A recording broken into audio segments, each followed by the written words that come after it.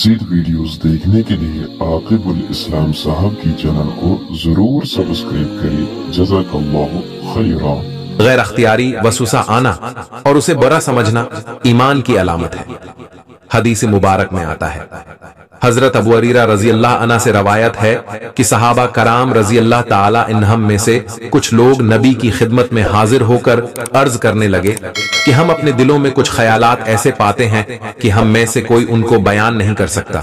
आपने फरमाया किया वाकई तुम इसी तरह पाते हो, यानी गनाह समझते हो। सहाबा कराम रजी अल्लाह ताला अन्हुम ने अर्ज किया, जी हाँ। आपने फरमाया ये तो वाज़ेह ईमान है, लिहाजा उन ख्यालात और वसवसों से परेशान न हूं और उनका इलाज ये है कि उनकी तरफ बिल्कुल ध्यान न दिया जाए। बाज उलमा ने वसावस में मुब्तला अशखास की तसल्ली और तस्कीन के लिए कहा है कि जिस तरह चूर उस घर में जाता है जहां कुछ माल व मता होता है, इसी तरह जिस दिल में ईमान होता है शैतान वहां आकर वसाविस डालता है।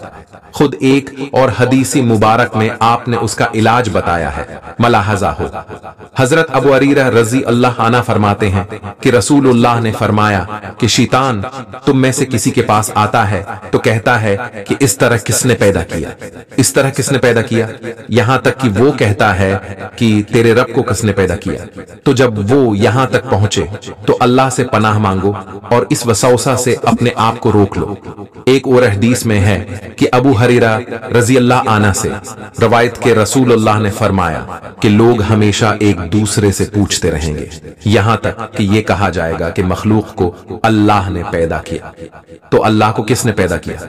तो जो आदमी इस तरह का कोई वसूसा अपने दिल में पाए तो वो कहे आमंत बि अल्लाह व रसूल, मैं अल्लाह और उसके रसूलों पर ईमान लाया। इसलिए इन वसावस को दिल में जगह न दी जाए, इनके मुक्तदी पर अमल या लोगों के सामने उनका इजहार ना हो, बल्कि उनका ख्याल झड़क कर जिक्र अल्लाह की कसरत का एहतिमाम करना चाहिए।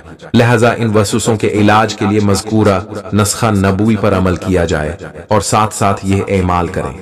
पेस्ट औज़ु बिल्लाह, टो इमन्तु बिल्लाह व रसूलिह का वरद करें।